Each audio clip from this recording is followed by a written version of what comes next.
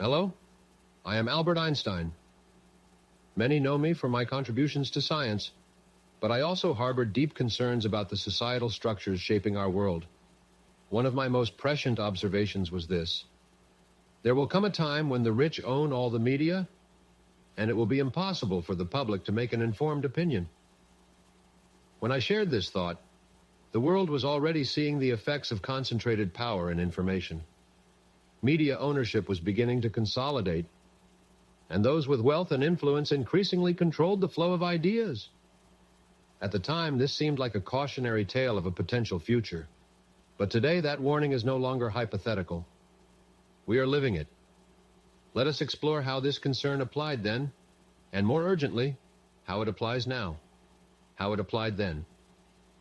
In the early 20th century, the media landscape began to shift.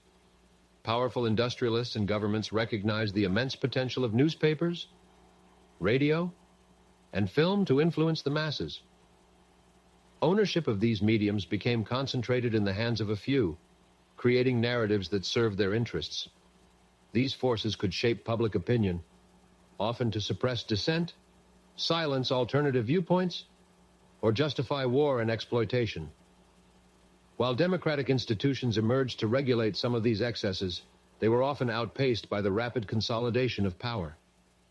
Propaganda, such as that seen in Nazi Germany or during Stalin's rule, proved how dangerous centralized media could become when used as a weapon to manipulate and control the public mind. Now, however, this dynamic has entered an even more dangerous phase, one I fear many fail to fully grasp: how it applies now. The media in your time has evolved from newspapers and radio to global conglomerates, social media platforms, and algorithm-driven ecosystems. But one thing has not changed: the concentration of power. In fact, it has intensified. A handful of billionaires now own the majority of major media outlets. Meanwhile, social media platforms, the new town squares of the digital age, are also controlled by a few immensely wealthy individuals. These platforms and outlets do not merely reflect the world as it is. They shape it. Algorithms prioritize outrage and sensationalism, not truth, because those emotions drive engagement and profit. The public is not just consuming information, it is being consumed by it. The promise of the internet to democratize knowledge has been subverted into a tool for manipulation and division. Consider this: misinformation spreads faster than facts, political polarization is amplified by algorithmic bubbles, and narratives that serve the wealthy dominate mainstream discourse. What happens when the truth is drowned in a sea of lies or omitted entirely? People lose their ability to form informed opinions, and thus their capacity to participate meaningfully in democracy. Consequences of this reality. The consequences of this dynamic are profound. When the rich control the media, public trust erodes. People become skeptical of all information sources, which creates a vacuum that conspiracy theories and demagogues readily fill. Democracy weakens. If the public cannot discern truth from falsehood, elections become battles of manipulation rather than informed choice. Division deepens. Amplifying sensationalist and polarizing content pits communities against one another, weakening social cohesion. Accountability disappears. Governments and corporations can evade scrutiny when they control the narrative, leaving citizens powerless to demand change. We are witnessing this in real time. The issues of climate change, income inequality, and systemic corruption are often sidelined in favor of distractions and divisive rhetoric.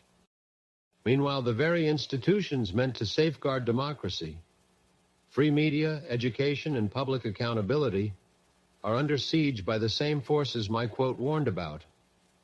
What must be done? This is not an inevitability. Humanity has the power to reclaim its ability to think critically and independently. But it requires action. Demand transparency. Insist on laws that break up media monopolies and hold platforms accountable for spreading harmful misinformation. Foster media literacy. Equip the public with tools to question and analyze the information they consume. Support independent journalism. Seek out and amplify voices that challenge the status quo and prioritize truth over profit.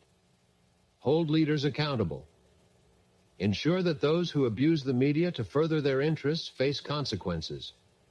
The fight to protect truth is not just about preserving democracy. It is about preserving human dignity itself. The more the public surrenders its ability to think critically, the more it becomes a mere tool for the ambitions of the powerful. I leave you with this. The forces of manipulation may seem insurmountable, but remember that the truth is a force of its own, one that no boot, no matter how heavy, can stamp out entirely. It lives in those who refuse to accept deceit, who demand justice, and who strive for a society built on reason and integrity. For more insights on how to navigate today's information war, visit information-warfare.com. The battle for truth begins with awareness, and it begins with you.